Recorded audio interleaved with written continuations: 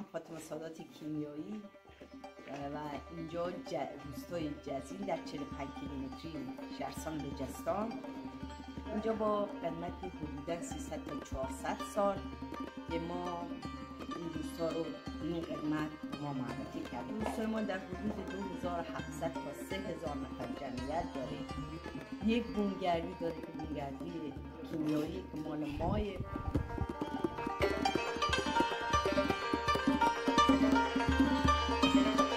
اینجا انباری ظرف و ظروفا وسایلی که لازم نداریم. اینا ظرفای مسی گوسفندا رو می‌دوختن، یعنی شیرشون رو می‌گرفتن. اینا تشتایی که پیش ماست درست می‌کردن. اینا گفت از قنایی که پیش کشف می‌جوشن. بابام زاهدان اون زمان رضا شاه بوده. بابام سرباز بوده. این چمدون مال بوده. اینجا بهش میگیم کندوخانه. کندوخانه جایی که قبلا غلات رو توی ذخیره میکردن. این کندو ما میگیم کندو یا خم. اینو گندمش میکردیم که از همه بزرگتر. اینو جوش میکردن ذخیره.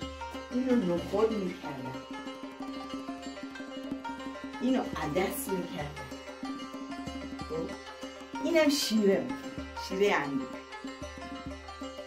بعد زمستونی هم بوده که مثلا اینا هم باز دیگه انجیر و نمیدونم برگ زردآلو اینا رو توش گذاشتن که هم خاطرجم بوده که چه چیزی جونوری توش نره.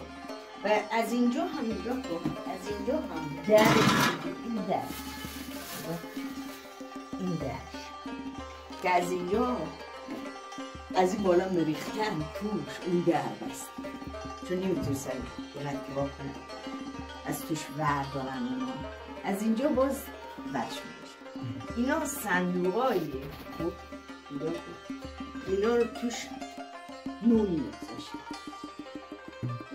ذخایر مثلا مثل پنیر، ماست، نمیدونم یکیش ما مثلا زمانی که ما بودیم این مختص نون، این مختص چیز خشکبارتر بود که الان ما چش کردیم. ما ذخیره ظرف و ظروفش کردیم. همچین چیزا که حالا نیست. اینا مثلا ما پدرمون گفتن عامل فروش، یعنی اون زمانه قدیم که ما بچه بودیم بابامون قند مفروخ با شناسنامه‌ش می آورد. نمیدونم حالا چند سیر